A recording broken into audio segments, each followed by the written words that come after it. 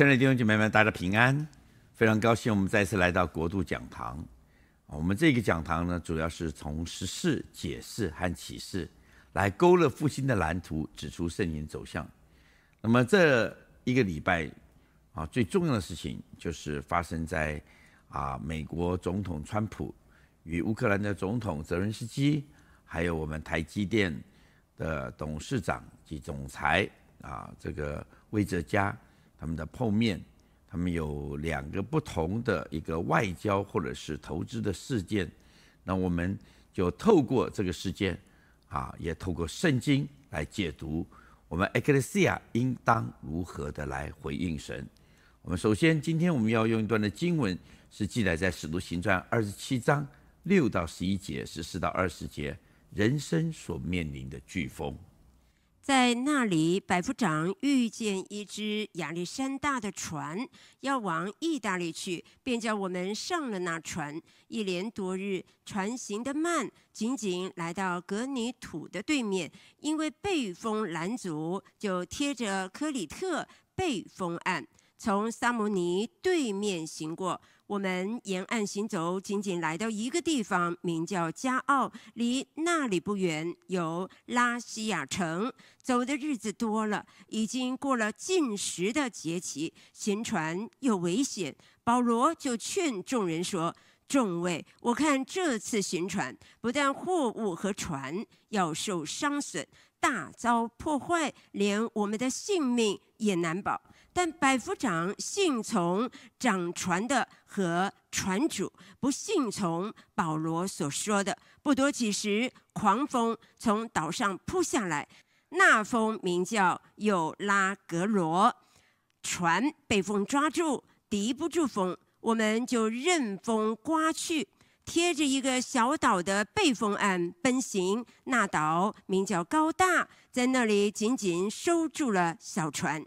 既然把小船拉上来，就用缆索捆绑船底，又恐怕在塞尔底沙滩上搁了浅，就落下棚来，任船飘去。我们被风浪逼得甚急。第二天，众人就把货物抛在海里。到第三天，他们又亲手把船上的器具抛弃了。太阳和星辰多日不显露，又有狂风大浪催逼，我们得救的指望就都绝了。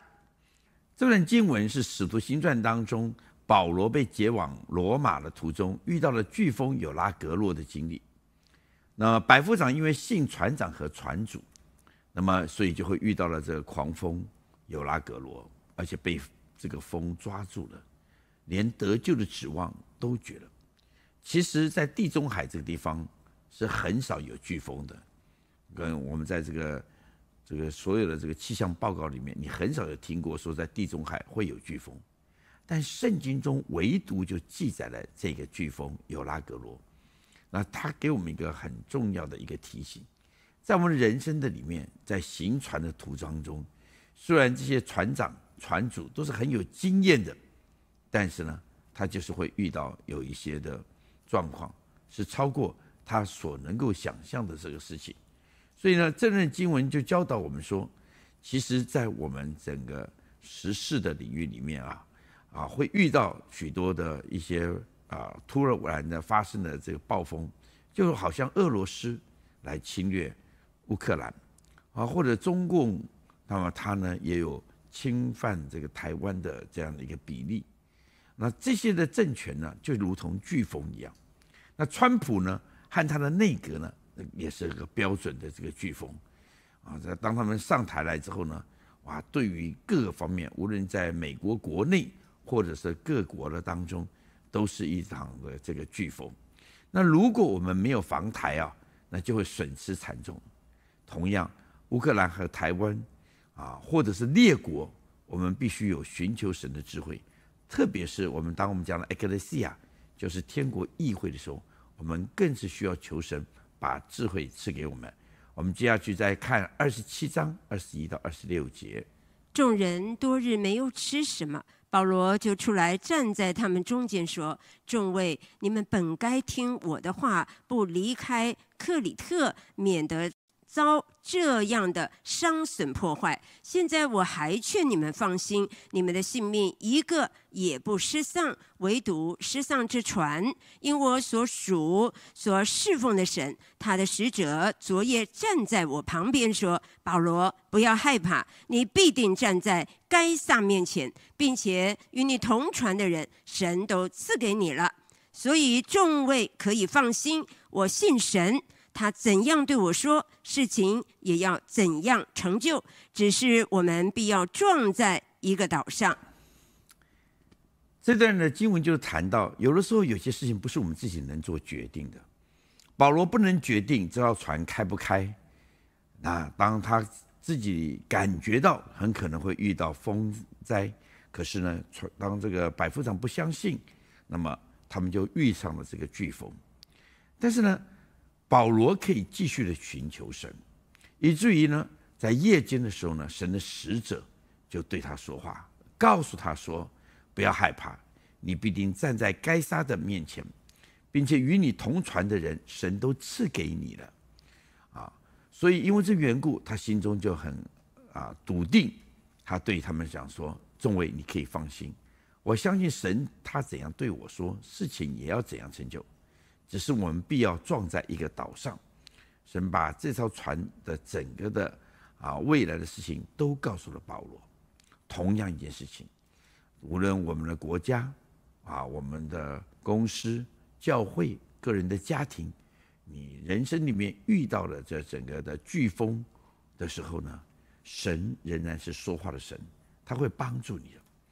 台湾和乌克兰就面临这个强敌，如同俄罗斯和中国的时候呢，我们的确需要向美国联合组成一个这个护国的这个群山，好像台湾的中央山脉，我们有260座3000公尺以上的群峰，可以破除这些台风或飓风的威胁。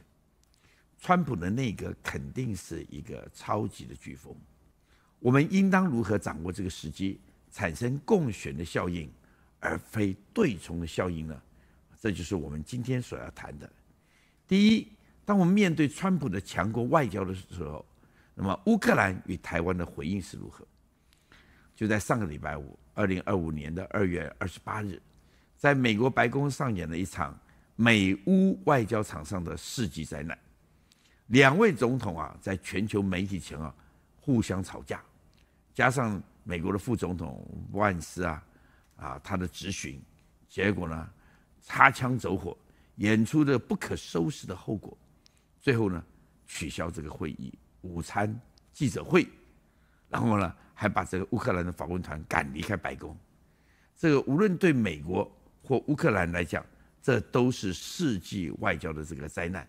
其实历史上从来没有像这样子的，当全世界的这些媒体都注视的时候，他们就在这媒体的前面当场的吵了一架当然隔了几天，3月3号，美国的川普总统与台湾的台积电董事长兼执行长魏哲嘉呢，就宣布台积电将在投资美国半导体1000亿美金，大概是3.3兆台币，加上原先已经投资的650亿美金，共计1650亿美金，包含原有的3座的晶圆厂之外，另外还要再有3座晶圆厂、2座封装厂及研发中心，承诺要将最先进的晶片制造、封装及研发全部赴美这个投资。对于我们中华民国的国民以及 Ecclesia 运动的推动者，那我们应该用怎样的眼光来回应这样的局势呢？因为我们了解 Ecclesia 就是天国的议会，那天国的议会，我们一直讲说我们要预言执政。那我们在今天就是跟大家提出来一个很重要的事情，就是天国议会需要有不同的产业叠加的效应。让我解释什么叫做叠加的效应。其实在早年英国要废除黑奴法案的时候呢，那么我们知道他们组成了一个叫克拉彭联盟。在克拉彭联盟的里面的时候呢，他们就找来不同的议员这个威伯福斯呢，他找来了包括有经济的啦然后有这个政治的啦，然后有财政的啦，当然他还找了外交的负责外交的这些的议员一起加入这个克拉彭联盟。为什么需要呢？原来当你要推动一个运动的时候呢，你需要有不同的产业，透过这样的产业的叠加，才能产生出利基，有叠加的效应，你才能够使你所面临的困难这个化解于无形。那么，首先我们要来谈谈看乌克兰总统泽伦斯基的灾难外交那么我们都了解，泽伦斯基过去3年撑住乌克兰，成功阻挡俄罗斯对西方的侵略，这是非常不容易的一件事情当初的时候，俄罗斯希望他一侵占，然后呢，最好泽伦斯基就逃走了，那他就顺利的拿下了这个整个乌克兰，然后就可以辅佐一个亲俄的人，然后就如同他拿下了这个格鲁吉尔一样。那但是呢，结果泽伦斯基呢，他却是成功的领导整个乌克兰，然后而且呢，激起国内抗俄的士气，而且发展出自己的军工事业加上欧美援助的这个高端武器，他发展出无人机、无人艇、星链导航的导弹，他用非常简单的、比较初级的这种的导弹呢，却是透过这个星链的合作，能够非常有效的攻击到这整个的俄罗斯。这种现代战争的模式呢，使得俄国的总统普京呢和国防部吃尽了苦头，也激起了普世对乌克兰国家的同情和敬佩。人们没有办法想象，这场战争居然已经迟延了3年，而还没有结果。但是乌克兰和俄罗斯的基础量体不成比例，因为俄罗斯无论是它的国土、人口或者经济的体量，都比乌克兰大很多倍。经过3年战争之后，都已经兵疲力乏了，所以急需要美国的调停来这个止战。那我们了解，泽伦斯基是一位非常有胆气的领袖，但他不一定是非常有谈判技巧或者外交恩赐的领袖。这就是我们所谈到的 Ecclesia 需要有多重的执事，才能发生产业的堆叠效应。然后我们看见到的这个川普跟这个泽伦斯基2个都是硬汉结果呢，再加上有一个美国副总统范斯的一个外交词句的刺激泽伦斯基的反驳，就形成了一个争吵的局面。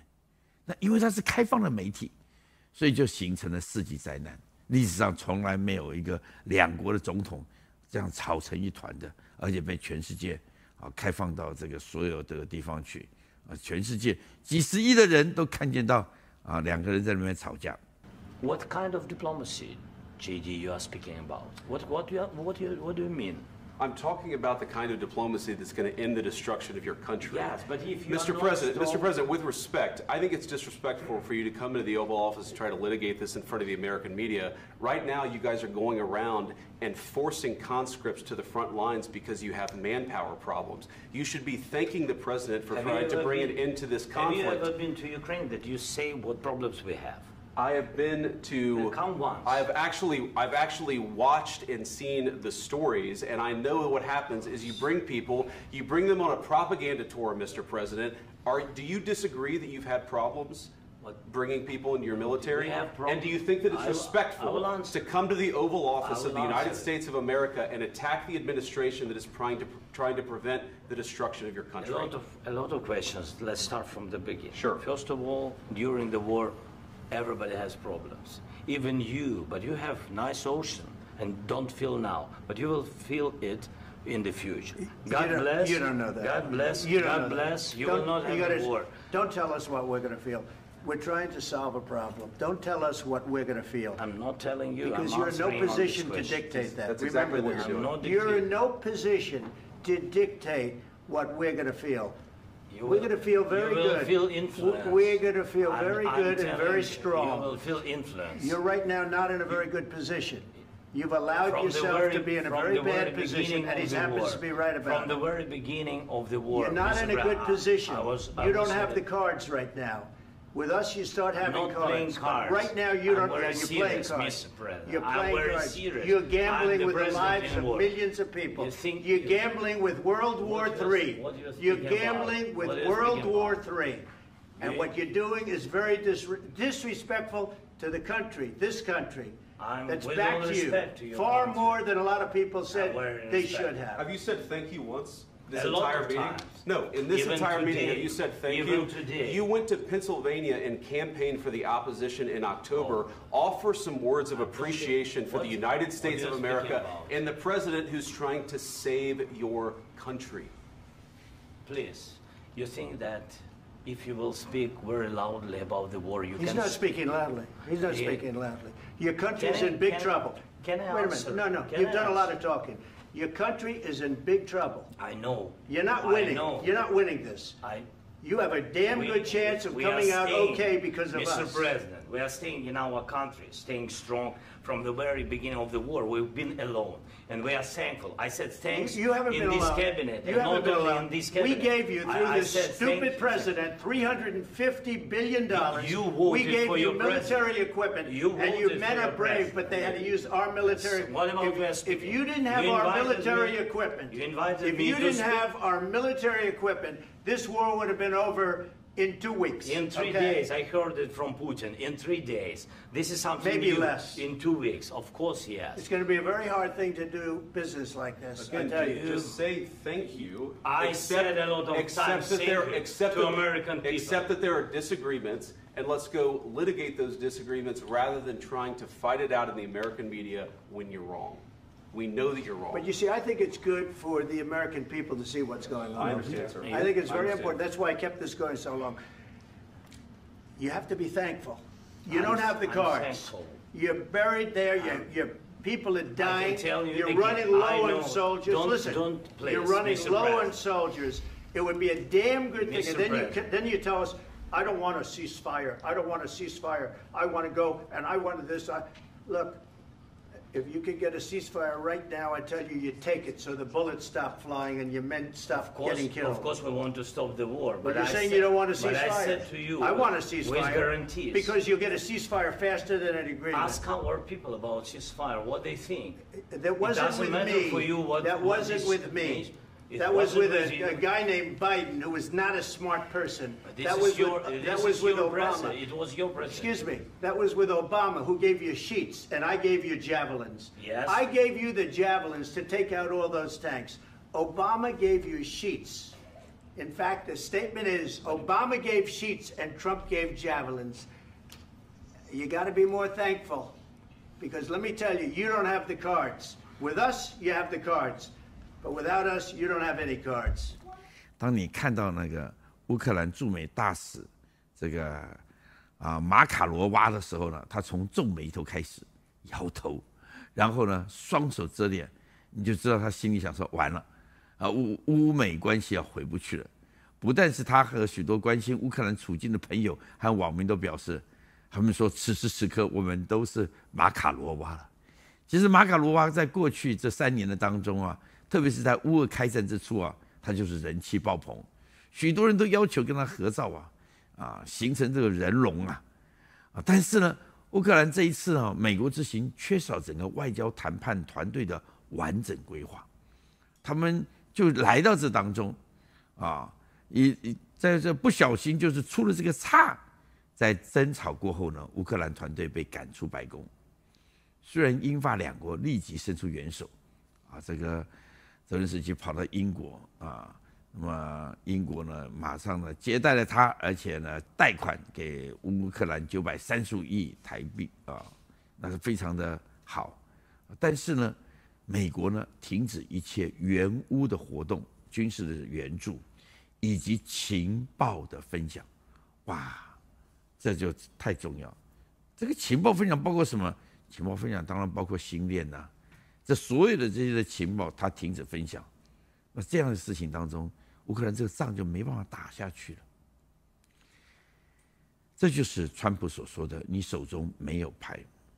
所以呢，隔了几天，3月5日，泽连斯基他就服软了，他表达说，乌克兰现在准备好要来谈判了，愿意签矿产协议，愿意跟随川普强而有力的领导，努力达成一个持久的和平协议。随即在3月5号的晚上，川普在美国国会演说的时候，立即谈到他收到了这封来信，乌克兰准备签署这个矿产的协议。从美国与乌克兰外交的谈判的案例，我们学习如何能够智慧胜过讲理，寡言胜过气盛，因为气盛会带来怨恨的，感恩胜过抱怨。那这次的外交灾难呢，其实也带给川普和范斯非常的形象的伤害。在美国和世界各国，人们都认为川普和这个范斯呢，过于这个以大欺小，强硬。而当然，泽伦斯基也暴露出无牌可打的窘境，最后吞下苦果。那么可以说，美乌打烂了这场牌局。这件事情对双方都是非常大的损害的。那隔了几天，当川普与台积电的董事长兼执行长魏哲家共同宣布台积电1000亿美元的投资案，3天之后呢，这个川普跟魏哲家的记者会，这是一场的好的牌局。其实台湾只有台积电这张牌啊，那美国叫牌了，那台湾只好有回应的份。Mr. President, Secretary Ragnick, and David, I didn't know that your title, but okay. First, I want to say thank you to Mr. President to give me this opportunity to announce our big project in the U.S. TSMC is the world's largest chip manufacturing funded by Dr. Morris Chang in 1987. It's now at the forefront of semiconductor technology, supporting AI advancement and industry growth. In fact, I would like to wind back the time that in 2020, we have to thank President Trump's vision and his support. So TSMC started the journey of establishing the advanced chip manufacturing in Arizona. And now, let me proudly say, now the vision become reality. In Phoenix, Arizona, with 3,000 employees, we are producing the most advanced chip made on U.S. soil. With the success of our first fab, so we are now very happy to announce we are going to invest additional $100 billion in addition to our current $65 billion investment in Arizona.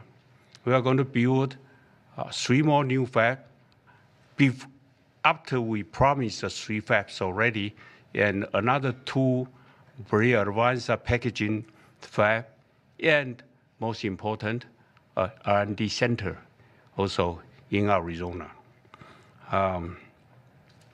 For this, all the investment, $165 billion, is going to create thousands of high-paid jobs, as the president just announced.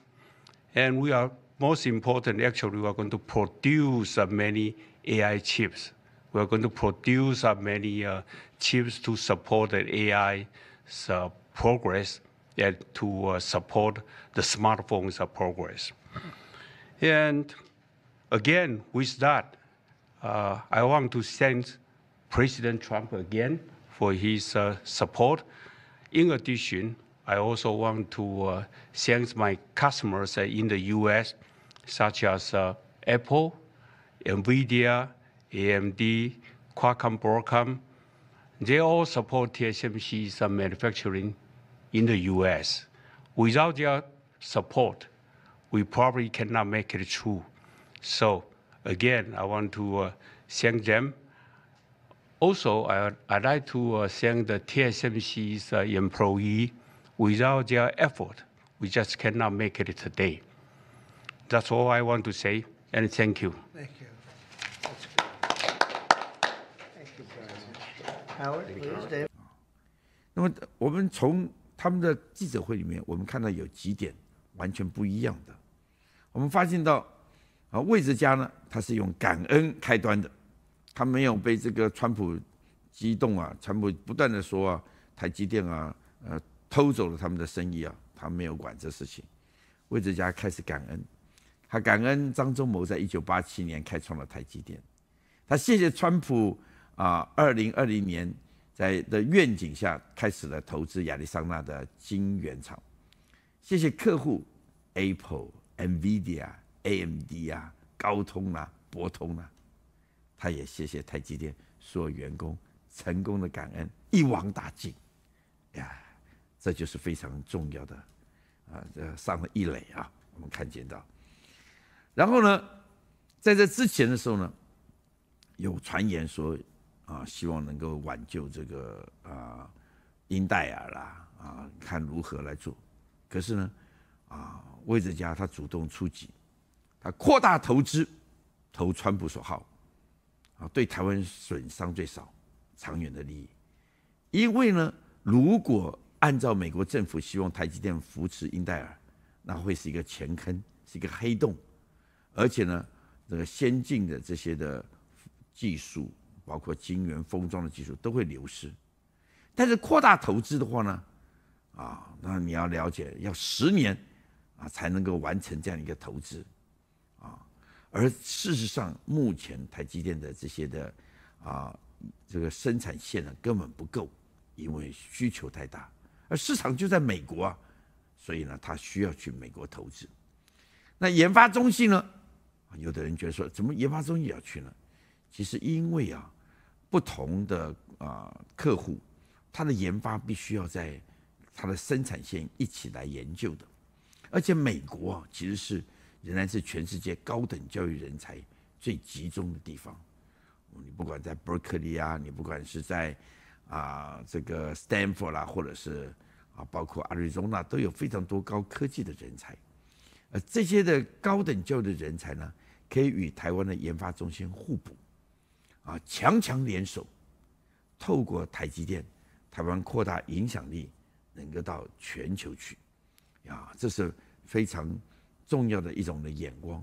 所以我愿意多投点钱那么英戴尔的问题我不要碰，我就是只要给我公平的这个环境。那第三个方面呢，魏哲家这个人的外貌看起来敦厚老实言语谦和自信，但是很圆嫩非常的和谐。他打了一记好球，台积电投资案成了川普2.0的政绩。第二天他就要在国会演讲了。他这样子台积电来，他把最好的这些的晶圆就来了，于是呢堵住了这个川普的口，而且他有业绩马上可以发表。很可惜的就是台湾政府没有智囊团事前来参与，只有他一个人出场否则我们就能够捆绑式得分可惜只打了一个阳春全垒打，这美中不足的地方了。那最重要的事情，其实从台积电的投资案里面我们看到，台积电不是成为美积电，而是成为环球积电Global Semiconductor因为有人担心台积电投资美国，特别是因为研发中心到美国设置嘛，而担心成为美积电。当然了，我们了解，其实台积电的70几个%的股份呢都是外资但是你必须从一个使徒性国家的观点，神给台湾从一个使徒性国家，台湾要成为全球半导体的细岛，要把饼做大，让台湾成为全球半导体研发的中心，而在全世界设置半导体的智慧园区如果台积电愿意去阿联酋或沙烏地阿拉伯哇，他们这2个国家都愿意开出1000亿以上的美金来完全的支持建构5座晶圆厂不需要2奈米或3奈米，28奈米他们就可以了，因为他们需要这些，全世界都需要这些的晶圆。还有包括越南啊、印度啊，也都在等候开发。所以我们的眼光不要看到1000亿，1000亿投下去，这个资产仍然是属于台积电的，而且还有很多的国家愿意把这些钱拱手奉上啊，拜托来我们这部地方来投资。所以呢，重点要整个台积电，它要成为一个所谓的环球基电，能够集合世界的人才、材料、建厂、培育中心，那才能扩张成为一个使徒性的国家。我觉得这一点对于海岛国家的台湾来讲，这是一个心态的调整。我们过去都是以海岛来看我们自己，但是当在这些日子当中，我们讲到台积电已经是一个使徒性企业的时候呢，我们就必须要有一种神国的眼光来看台积电。所以我们必须说，在这个方面，其实我们看到这个魏哲家呢，他其实是打了一个好球而且呢，我个人也认为或者就是一个转机，带给我们整个国家一个非常重要的转机。那我们再来看，那我们要认识川普内阁就他们就是如同飓风的发球机。所谓飓风发球机是什么呢？就好像这个台风都是从这个关岛菲律宾这边过来的都是从这整个美国的这个东南边佛罗里达这边出来的那么川普的内阁向列国发出直球变化球每个国家都面临那么我们来看看《使徒行传》28章7到10节是怎么样给我们有智慧的教导。离那地方不远，有田产是岛长布百流的，他接纳我们，尽情款待3日。当时布百流的父亲患热病和立即躺着，保罗进去为他祷告，按手在他身上，治好了他。从此岛上其余的病人也来得了医治，他们又多方地尊敬我们，到了开船的时候，也把我们所需用的送到船上。你知道，当你遇到了飓风，而这个船坏掉了，漂流到了这个岛，但是呢，奇迹发生了。这个当保罗在这个岛上的时候呢，有这个蛇来咬他，那人们以为他会死了，没有，他就把他甩到火里面了。大家很惊讶。这个人一定有特别的能力在他身上。重点是这个岛长布百流他的父亲患了热病和立即躺着，而保罗进去为他祷告，按手在他身上就治好了他。于是岛上其余的人也都来了。我们就发现到这样的一个船难呢，却带来整个岛来归主，或整个岛来认识这位上帝，最少他非常的尊敬保罗所侍奉的这位神。今天这就是我们所谈到的一件事情。既然川普他不断的挥球，他这个内阁是不断的挥球出来，列国都要面临的你当台湾刚刚过完这关接下来呢，包括呢这个韩国韩国三星韩国英戴尔他们每一个企业或国家都会面临这些的球，有的是直球，有的是变化球。所以列国要学习做捕手来接球，或者是打击手来得分。1971年，当台湾退出联合国，那当时中华民国的政府成立了工研院，投资了半导体，开展了科学园区，聘请海外的学人回台，包括张忠谋接工研院长及成立台积电。现在又是一个化危机为转机的关键时刻，教会要从这些事情的里面学习如何成为 Ecclesia 的天国议会，回应这个时局，打出一个扭转危机的全垒打，这是非常重要的。国家要面对，教会也要面对。当我们自己认为我们是 Ecclesia， 我们的确要恢复教会初代的这样的一个模式，那我们就要学会如何的能够回应神。在即将来的4月初GCKN 全球华人国度网络，我们将会有使徒性的行动前往凤凰城，也就是这个台积电设厂的地方。我们会跟美国全部会在 Phoenix 当地的这些全部会的会员发展出使徒中心。我也会号召北美其他的城市的这些全部会员一起的加入这当中。在那个地方呢，有一个教堂预备要出售，那么它有500人的会堂，还有很多的设施，还包括多元的咖啡屋，我们会去考察。